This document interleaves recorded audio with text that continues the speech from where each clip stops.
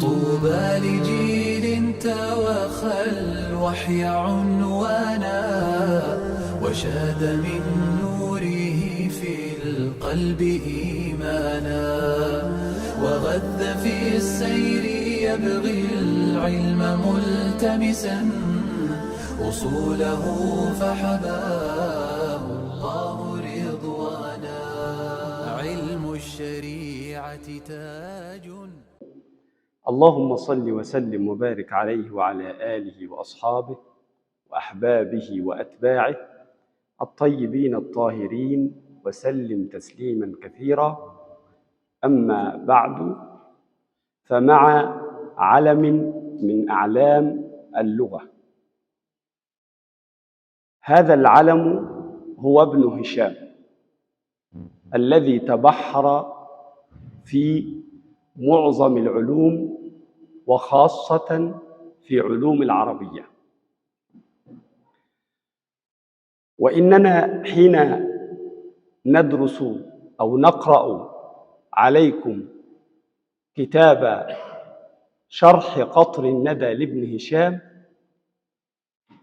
فأنا أرى من الأفضل أن نتعرف على هذا العالم الجليل، نتعرف على بعض من سيرته، لأن القراءة في السيرة تشجع المتعلم. نعرف كيف تعلم هذا العالم الجليل وعلى يد من تعلم، وما هي الصعوبات التي واجهته، لأن الحياة ليست جميلة في كل شيء. فإذا أنت عرفت هذه الأحداث أو الأمور فأنت تتخذ من هذا العالم قدوة لك، تريد أن تفعل مثله وتريد أن تسلك مسلكه. لذلكم الإنسان لم يولد عالما، إنما يكتسب العلم بعد ولادته. ولا نطيل الحديث فنبدأ بترجمة ابن هشام. اسمه ونسبه: هو الشيخ الإمام العالم العلامة عبد الله ابن يوسف ابن أحمد ابن عبد الله ابن هشام الأنصاري الخزرجي الشافعي الحنبلي، الملقب بجمال الدين والمكنى بأبي محمد، ومحمد هو أكبر ولديه. الشيخ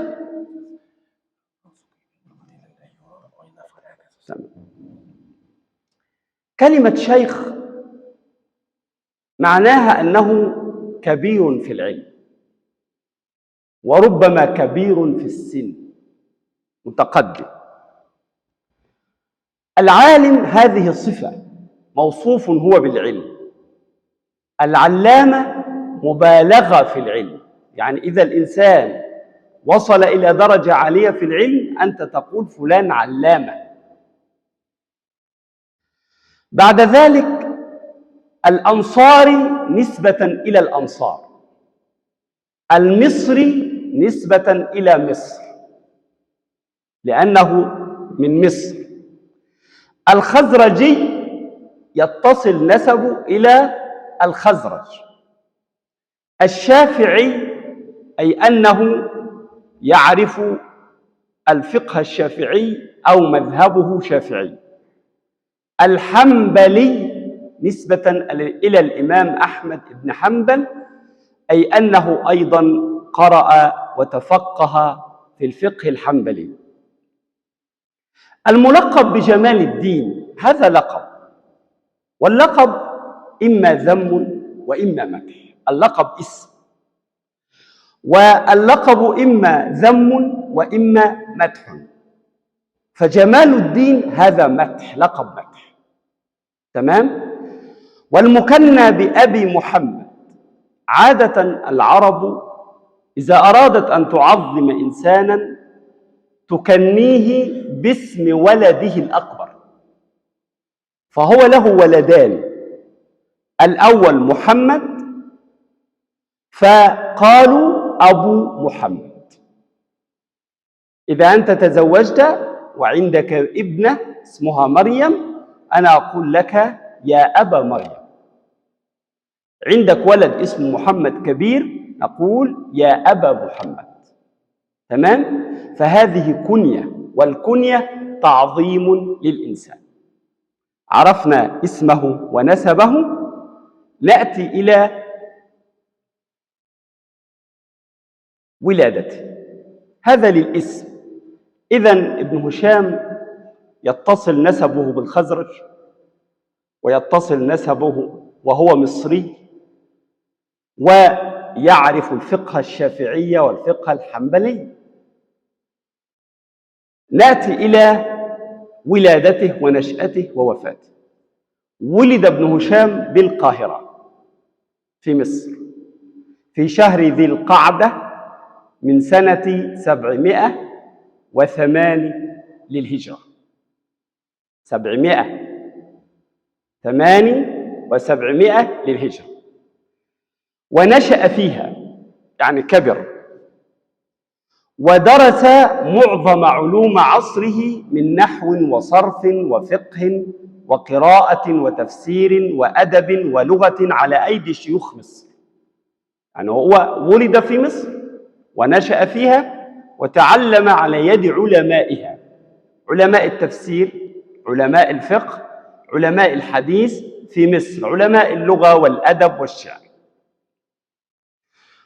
انظروا ماذا فعل: واتخذ من الصبر والمثابرة شعارا. طلب العلم ليس سهلا، فيه مشقة. ربما تسافر من مكان وتنتقل من مكان لمكان، ربما تنتقل من مسكنك إلى مكان الدرس أو إلقاء الدرس، ربما تكون فقيرا فتحتاج إلى مال. فطلب العلم ليس سهلا، وفيه مشقة وصعوبات كثيرة. ولذلك ابن هشام جعل الصبر على طلب العلم، وجعل المداومة، مثابرة يعني مداومة، شعارا له. هذا أهم ما يتصف به طالب العلم: يصبر ويداوم، يواظب، يثابر. ولسان حاله يقول: ومن يصطبر للعلم يظفر بنيله.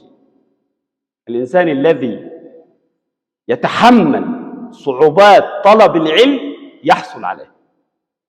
ومن يصطبر للعلم يظفر بنيله. ومن يخطب الحسناء يصبر على البذل، فعليه أن ينفق الكثير والكثير إذا أراد المرأة الحسنة. ومن لم يذل النفس في طلب العلا يسيرا يعش دهرا طويلا أخا ذل. النفس لا تحب العمل، لا تحب المشقة. النفس دائما تميل إلى الراحة، والنفس إذا تركت أنت لها الراحة لا تحصل شيئا.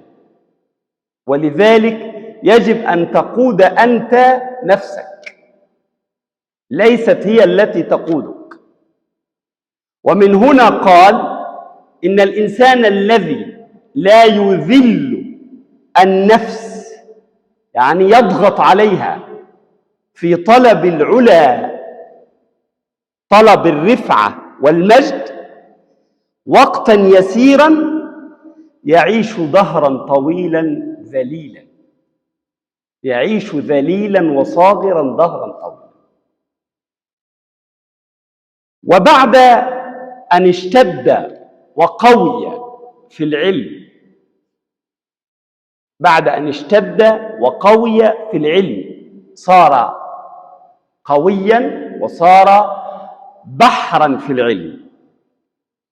انتقل إلى التدريس، كان طالبا، بعد ذلك انتقل إلى التدريس، أصبح يدرس هو العلم بعدما كان يطلب العلم.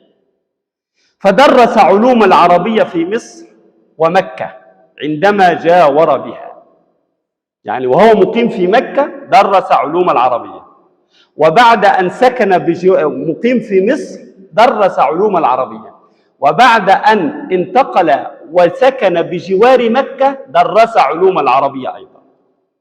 بعد أن كان طالبا أصبح معلما. وكان في هذا الوقت يعرف ويتفقه بالمذهب الشافعي، وأصبح بصفة هذا مدرسا لعلم التفسير بالقبة المنصورية. القبة المنصورية هذا مدرسة أو مكان في مصر كان يدرس فيه التفسير.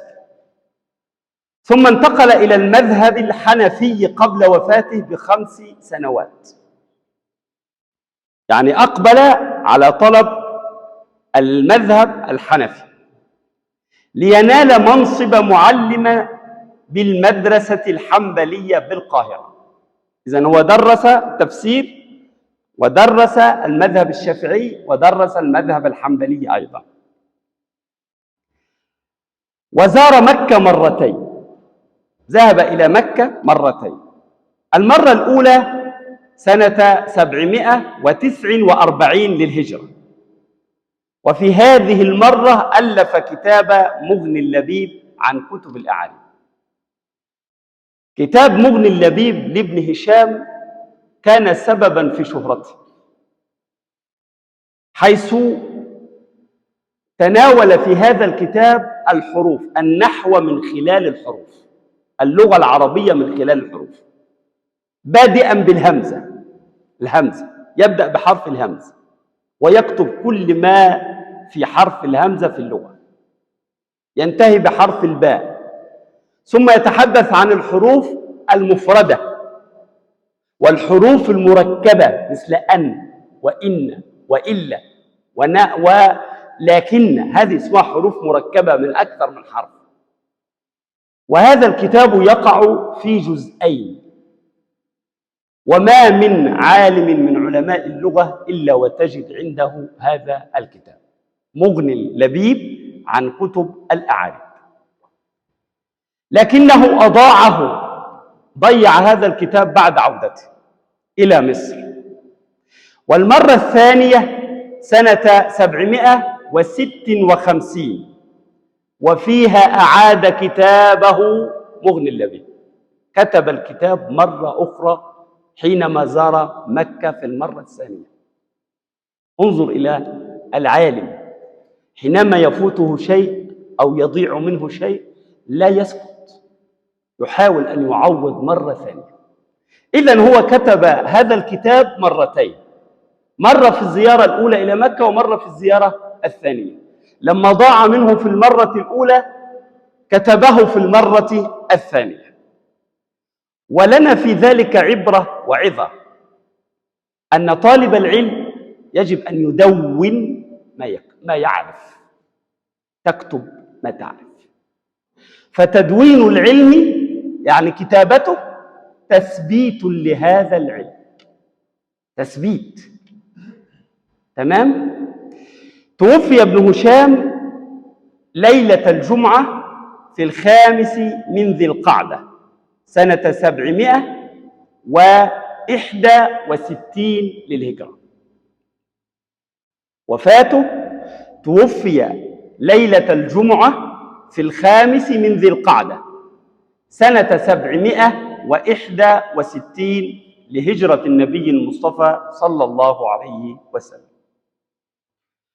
والإنسان العالم حينما يموت يترك أثراً في الأدباء والشعراء، ولذلك رثاه، يعني تحدث عنه ومدحه. فالرثاء يكون ذكر فضائل الميت، والمدح ذكر فضائل الحي. هذا فرق بين الرثاء والمدح.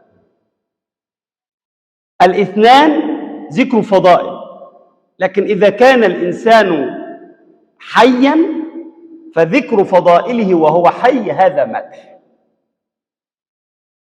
وإذا كان قد مات فذكر فضائله وهو ميت هذا اسمه رثاء.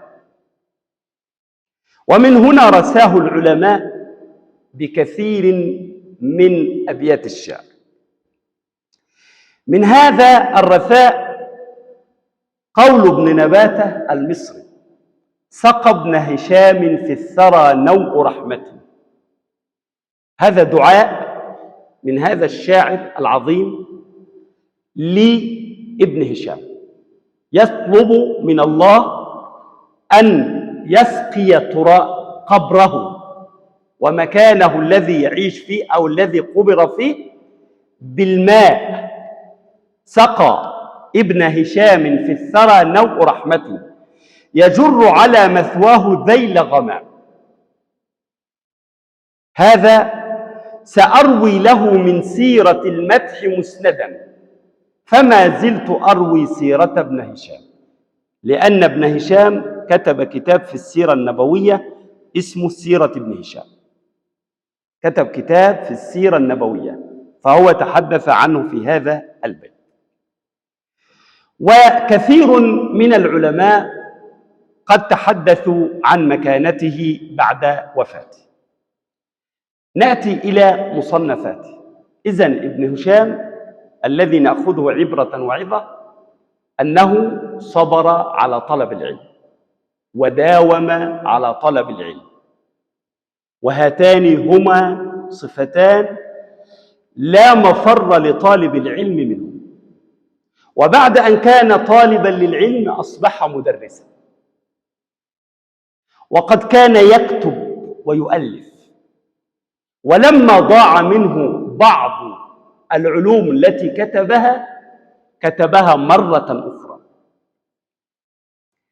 ابن هشام عرفنا متى توفي، سنة 751 للهجرة.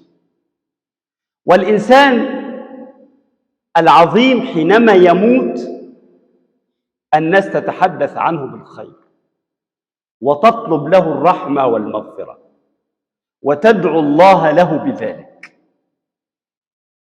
نأتي إلى مؤلفاته وعلومه التي نبغ فيها، صفاته وعلومه. ابن هشام كان يتمتع بذكاء خارق، ذكاء شديد فوق ما تتصور، ذكاء شديد، وذاكرة قوية. ذاكرة يعني حفظ. استطاع أن يبرز في عدة علوم بذكائه الخارق وذاكرته القوية. استطاع أن يكون عالما وعلما في كثير من العلوم والفنون، منها النحو والفقه والأدب والتفسير واللغة، واستطاع أن يتفوق على أقرانه أي زملائه في هذا المجال. ابن هشام بجانب براعته في علوم العربية كان أديبا وشاعرا، كان أديبا شاعرا، يكتب الشعر ويكتب الأدب،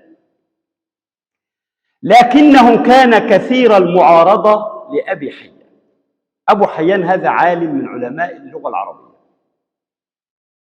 وقد كان ابن هشام يعارضه في آرائه العلمية كثيرا. لماذا؟ لأنه كان شديد الانحراف عنه، يعني هو يختلف، اتجاهه يختلف عن اتجاه أبي حيان. ولذلك وأنت تقرأ كتب ابن هشام في اللغة والأدب والنحو والتفسير تجد كتب ابن هشام ملأى بالمعارضات، لدرجة أنه توجد رسائل ماجستير ودكتوراه في معارضات ابن هشام لأبي حيان، يخالفه في آراء كثيرة. بعض العلماء أو الطلاب جمعوا هذه الآراء وكتبوا فيها أبحاث ماجستير ودكتوراه. ولعل ذلك يعود كما يقول الشوكاني أن أبا حيان إلى أن أبا حيان كان منفردا بهذا الفن. يعني لماذا ابن هشام كان يعارض أبا حيان كثيرا؟ لأن أبا حيان كان منفردا في هذا العلم، عالم جليل كبير، وابن هشام يريد أن يظهر مثل أبي حيان.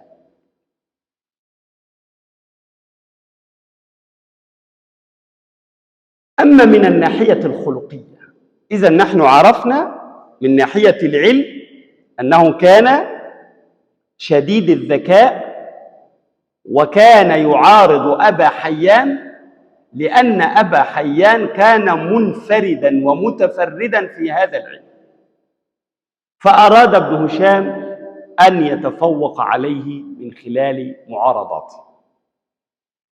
أما من ناحية الأخلاق وهي السلوك، سلوك ابن هشام، عرف ابن هشام بالتواضع. سمة العلماء التواضع. العالم يجب أن يكون متواضعا، لا يتكبر ولا يتعالى على أحد. ولذلك ابن هشام عرف بالتواضع والبر والشفقة ودماثة الخلق، يعني يعرف حسن الخلق ورقة القلب. مرة أخرى عرف بالتواضع والبر والشفقة رحمة، ودماثة الخلق يعني الخلق الحسن، ورقة القلب. كما عرف بالتدين والعفة وحسن السيرة والاستقامة والصبر في طلب العلم.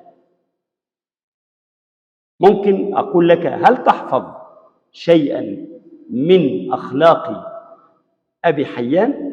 تقول نعم، عرف بالتواضع والبر والشفقة ودماثة الخلق ورقة القلب، كما عرف بالتدين والصبر والمثابرة على طلب العلم.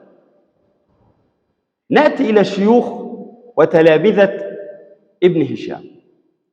نحن نعرف أن ابن هشام تتلمذ لعلماء عصره في مصر، علماء عصره في مصر، وعلماء في التفسير والفقه والحديث والقراءة. منهم الشيخ شهاب الدين عبد اللطيف ابن المرحل المكنى بأبي فرج، ومنهم شمس الدين محمد بن نمير المعروف بابن السراج، ومنهم تاج الدين علي بن عبد الله التبريزي، ومنهم الشيخ بدر الدين محمد بن إبراهيم المعروف بابن جماعة، ومنهم أيضا أبو حيان النحوي الذي عارضه في كثير من العلوم وخاصة علوم العربية. هؤلاء هم بعض شيوخ ابن هشام. أما تلامذته فكتب التراجم التي تهتم بالتراجم ومعرفة الشخصيات العظيمة أو المهمة لم تذكر سوى أنه تخرج به جماعة من أهل مصر وغيره. لم تذكر أسماء، قالوا تخرج به يعني تعلم منه كثير جماعة من أهل مصر وغيره. وهذا دفع بعض الباحثين، يعني جعل بعض العلماء الذين يبحثون في سيرة ابن هشام إلى أن يقول لعل أكثرهم، يعني أكثر تلامذة ابن هشام كان من غير المشهور، يعني الذين تعلموا على يد ابن هشام ليسوا من المشهور، ليسوا من المشهور. منهم ابنه محب الدين محمد ابن هشام، أول تلميذ له ابنه، لأن الإنسان أول ما يؤثر في أبنائه وأهله. ابنه محب الدين محمد، الذي قرأ العربية على أبيه وعلى غيره، وشارك في غيرها قليلا. ومنهم الشيخ جمال الدين إبراهيم ابن محمد اللخمي، وإبراهيم ابن محمد ابن عثمان النحوي المصري، ومنهم جمال الدين أبو الفضل محمد بن أحمد بن عبد العزيز النويري، ومنهم خلق كثير سراج الدين عمر بن علي بن أحمد الأنصاري الشافعي. إذا نحن عرفنا أن كتب التراجم لم تذكر أسماء الذين تتلمذوا لابن هشام، ولكن بعض الباحثين بحث ودرس في ذلك، فذكر لنا بعض أسماء تلامذته، وهذه هي الأسماء التي ذكرتها لكم. نأتي إلى تدينه ومذهبه. نحن نقول إنه عرف بالتدين وعرف بالتواضع. كان ابن هشام عالما ورعا يعني تقيا، فلم يتهم باعتقاده ولا بتدينه. لا يوجد أحد اتهمه في عقيدته ولا في دينه، لم يتهم باعتقاده ولا بتدينه ولا بسلوكه، يعني ما يظهر منه من أفعال في الدنيا لم يظهر عليه أو لم تظهر عليه أي مخالفة. وكان على مذهب الشافعية، درس الفقه الشافعي وتفقه في هذا المذهب، ثم بعد ذلك تحنبل، يعني درس الفقه الحنبلي. إذن هنا كان يجمع بين الفقه الشافعي والفقه الحنبلي، وكان عالما ورعا تقيا. نأتي إلى مكانة ابن هشام. ونحن ندرس كتاب قطر الندى أو شرح قطر الندى، يجب أن نعرف ما مكانة ابن هشام بين العلماء في عصره وبعد عصره. نظر العلماء إلى ابن هشام نظرة فيها الكثير من الإعجاب والتقدير. العلماء شهادتهم شهادة لمن يشهدون له. العلماء في عصره نظروا إليه نظرة فيها كثير من الإعجاب والتقدير، هم معجبون به، هم يقدرون ابن هشام حق قدره. فهذا معاصره السبكي عبد الوهاب ابن علي السبكي يقول عنه إنه كان نحوي وقته نسبة إلى النحو. وقال عنه ابن خلدون: وصل إلينا بالمغرب لهذا العهد من تأليف رجل من أهل الصناعة العربية من أهل مصر يعرف بابن هشام، ظهر من كلامه فيها أنه استوى على غاية من ملكة تلك الصناعة التي لم تحصل إلا لسيبويه وابن جني. هذه شهادة من المترجم الجليل ابن خلدون، يقول إنه وصل في صناعة النحو وصناعة العربية إلى ملكة لم تحصل إلا لسيبويه، وكأنه يسوي بين ابن هشام وبين سيبويه في علم العربية والنحو، في علم العربية وفي علم النحو. تمام؟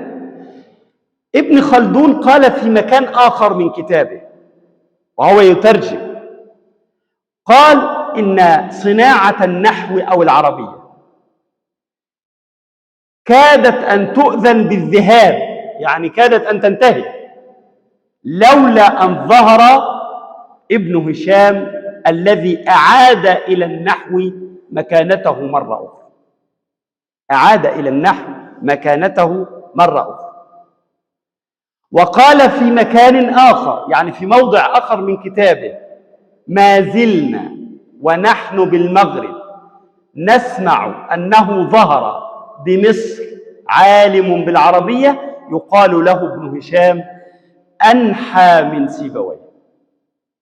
أنحى هذا اسم تفضيل، يعني هو أكثر علما بالنحو من سيبويه.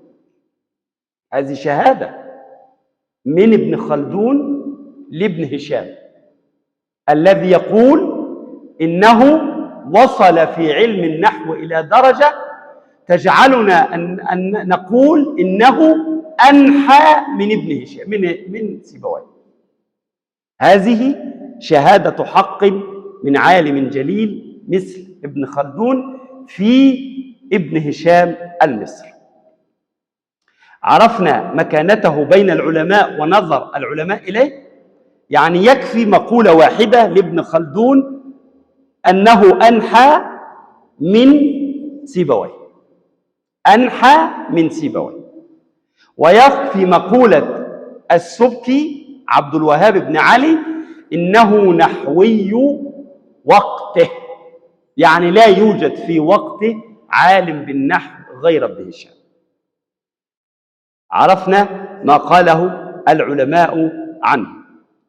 وقال الدماميني وهو عالم أيضا في العربية، محمد بن أبي بكر المتوفى سنة 827 لولد ابن هشام، هو يكلم ولد ابن هشام، يكلمه عن أبيه، يقول له لو عاش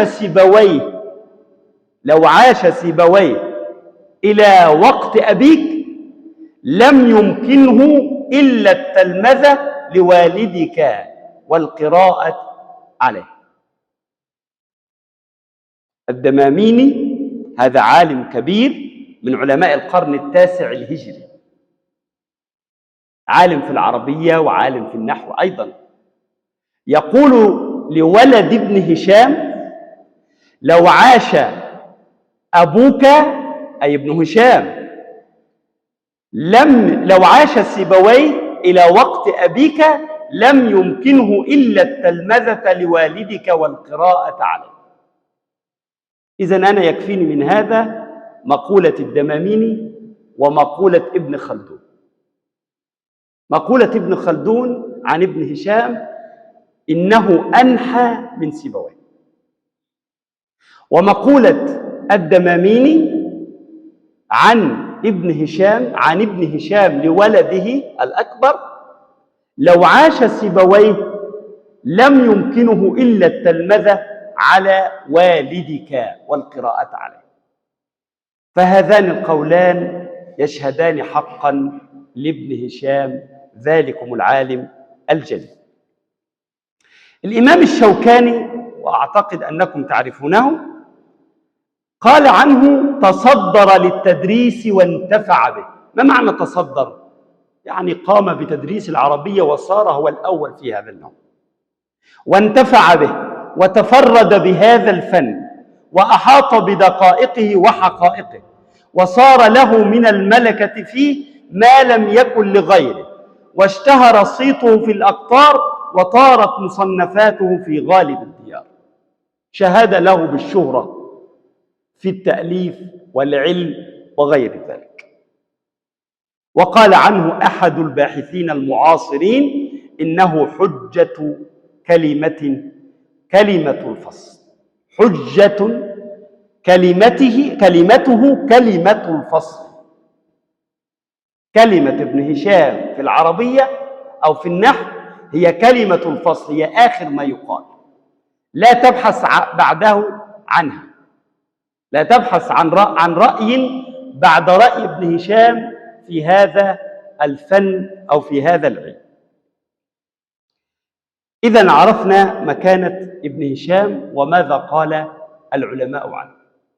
لو كان ابن هشام سيئا لما أكثر العلماء من الحديث عنه والاعتراف بمكانته في هذا الفن أو في هذا النوع.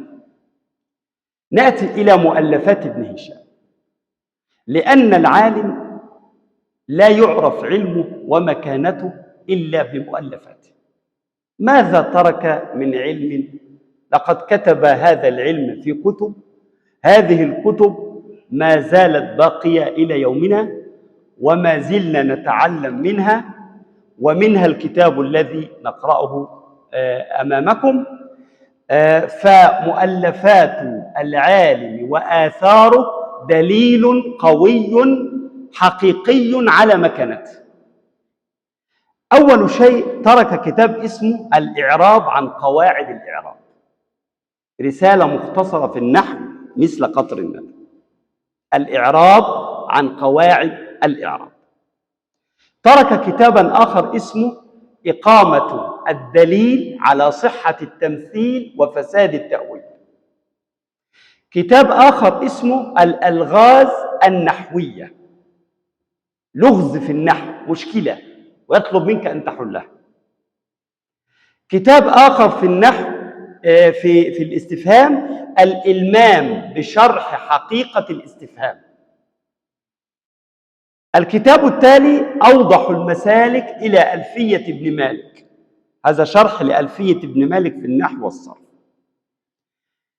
كتاب آخر اسمه التحصيل والتفصيل لكتاب التذييل والتكميل. يوجد متن في النحو كبير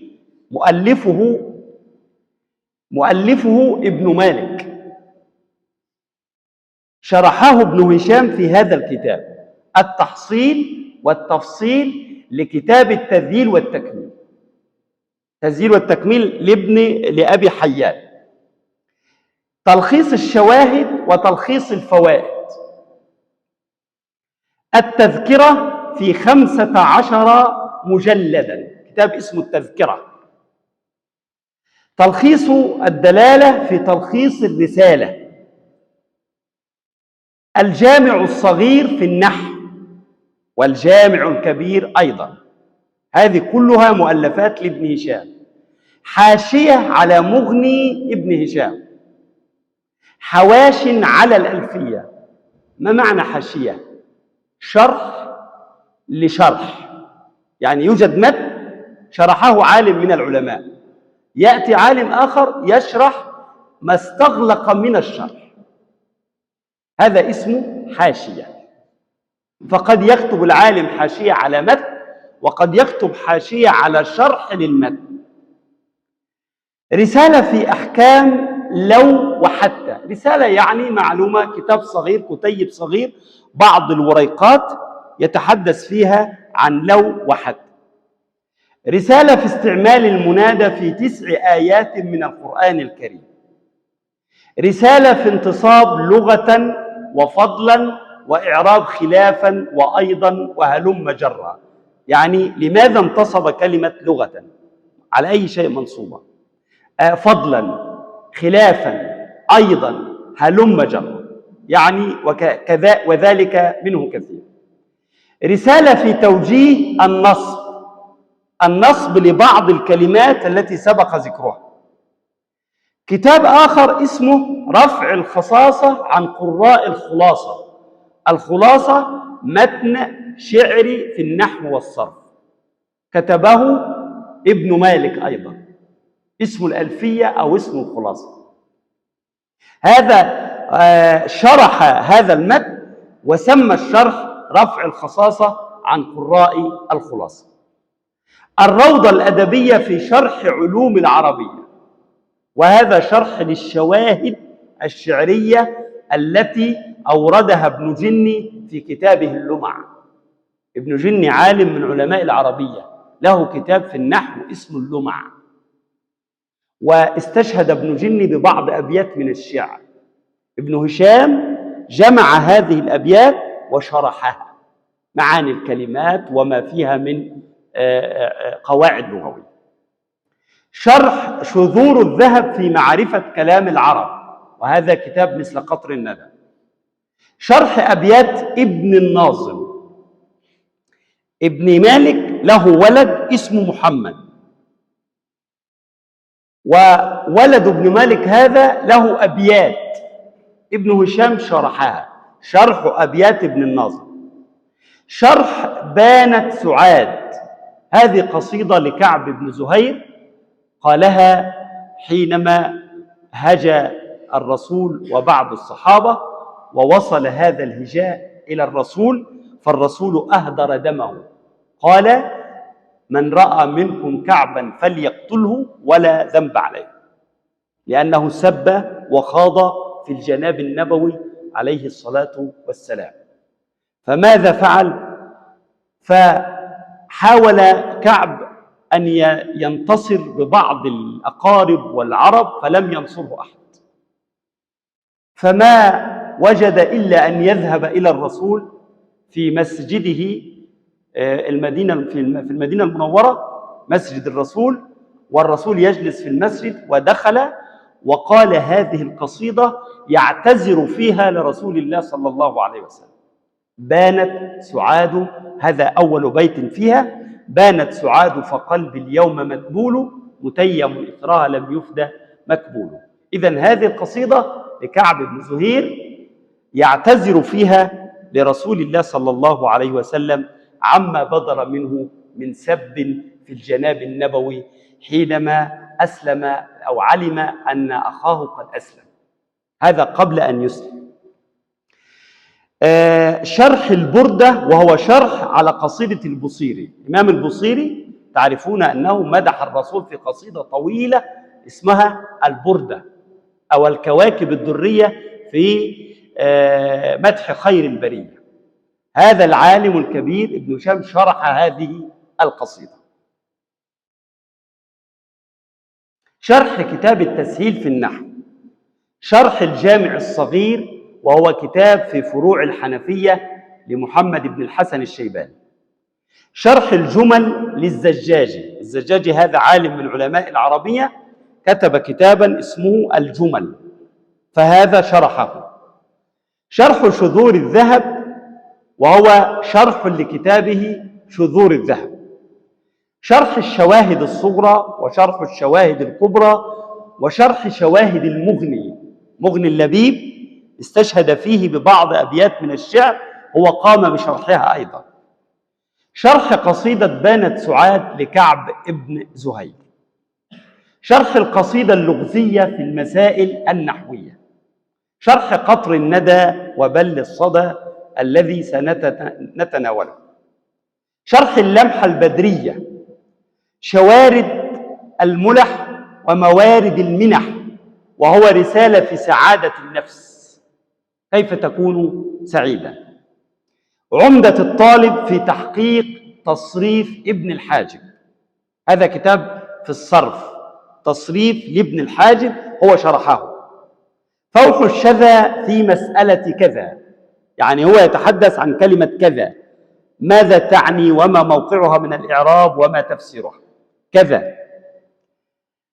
قطر الندى وبل الصدى، قواعد الإعراب، القواعد الصغرى، القواعد الكبرى، كفاية التعريف في علم التصريف، الكواكب الدرية، المسائل السفرية في النحو، مسائل في إعراب القرآن، مسائل في النحو وأجوبتها، مسألة اعتراض الشرط على الشرط، مسألة في تعدد ما بعد إلا على 3 أقسام، مسألة في شرح حقيقة الاستفهام والفرق بين أدواته.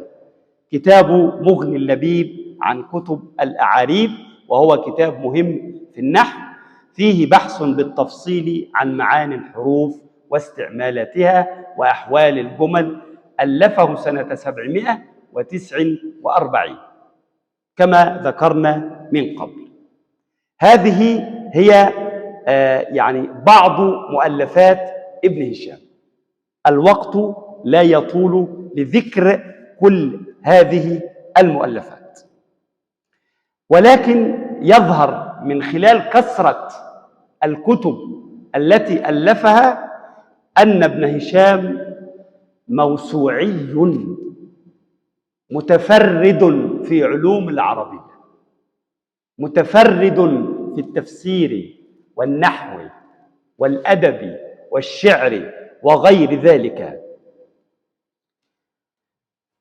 بهذه المؤلفات ننهي الترجمة عن ابن هشام، وأعتقد أننا عرفنا معلومة يسيرة عن ابن هشام: اسمه ونسبه، أخلاقه، صفاته، مذهبه الشافعي، تنقله من مصر إلى مكة، زيارته مكة مرتين. ماذا قال العلماء عنه؟ ويكفي أن تحفظ قول ابن خلدون إنه أنحى من سيبويه، وقول الدماميني لولده الأكبر: لو عاش سيبويه ليرى أباك فليس أمامه إلا التلمذة لأبيك.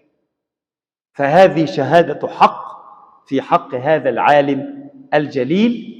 ويبقى لنا أن نعرف أن ابن هشام يهتم كثيرا بتفسير القرآن وإعرابه، وإذا قرأت في كتبه ستجد الكثير من الشواهد القرآنية والحديث النبوي. ما من قاعدة يذكرها ابن هشام إلا ويسرد لها أو يذكر لها يعني عشرات الآيات من القرآن الكريم. ماذا نفهم من هذا؟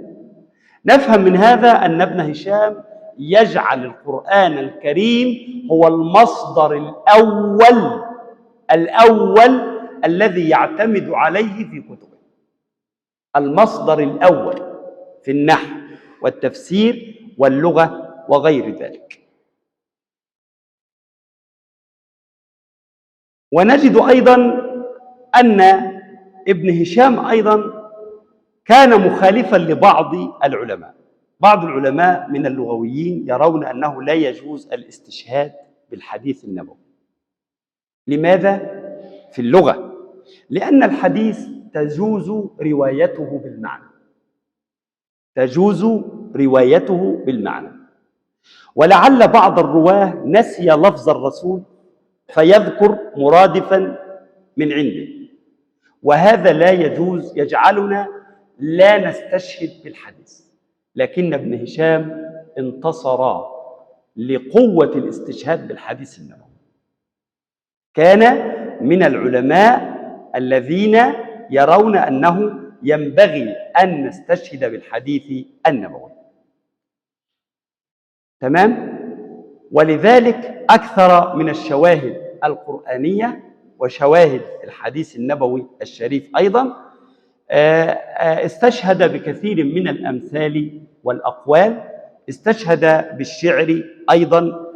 ابن هشام لم يلتزم بمدرسة نحوية، يعني لم يفضل مدرسة على مدرسة، يختار ما يراه صوابا، فأحيانا تراه يرجح رأي البصر، لأن النحو فيه مذاهب ومدارس، فيه مذهب بصري وكوفي ومذهب أندلسي ومذهب شامي ومصري ومذهب بغدادي ومذهب أندلسي، فهو لا يفضل مذهبا على مذهب، هو يطرح القضية والأدلة وما يراه صوابا يتخيره أو يختاره. فأحيانا يميل إلى مذهب البصرة، وأحيانا يفضل المذهب الكوفي، وأحيانا يفضل المذهب البغدادي أو الأندلسي، هو حسب ما يراه صوابا وحسب ما تكون الأدلة عنده واضحة. إذن عرفنا أن ابن هشام لا يلتزم بمذهب نحوي دون مذهب، هو دائما يلتزم بالمذهب التعليمي، يسير على المنهج التعليمي في عرض الموضوعات، يعلم، يبدأ بالأشياء الصغيرة، الكلمة أقسامها، بعد ذلك الجملة، بعد ذلك يبدأ بالمفردات ثم ينتهي بالمركبات والأساليب. وهذا اسمه منهج تعليمي، أبدأ بالأصغر ثم أنتهي إلى ما هو أكبر. وكلما أنهى أو انتهى من مسألة كلما ختمها بآية من القرآن الكريم، إذا نظرت في هذا الكتاب إلى أسلوب ابن هشام سوف تجد أنه يستخدم الألفاظ السهلة البسيطة البعيدة عن التعقيد والبعيدة عن الغموض، فأسلوبه سهل مبسط وميسر أيضا. تمام؟ إلى هذا الحد نكتفي. الحمد لله وكفى، وصلاة وسلاما على عباده المصطفى، وصل اللهم على سيدنا محمد وعلى آله وصحبه وسلم. اللهم علمنا ما ينفعنا، وانفعنا بما علمتنا، وزدنا علما، واحشرنا في زمرة العلماء العاملين. وصلاة وسلاما على النبي صلى الله عليه وسلم. آمين. وصل اللهم على سيدنا محمد وعلى آله وصحبه وسلم. وشكرا لحسن استماعكم.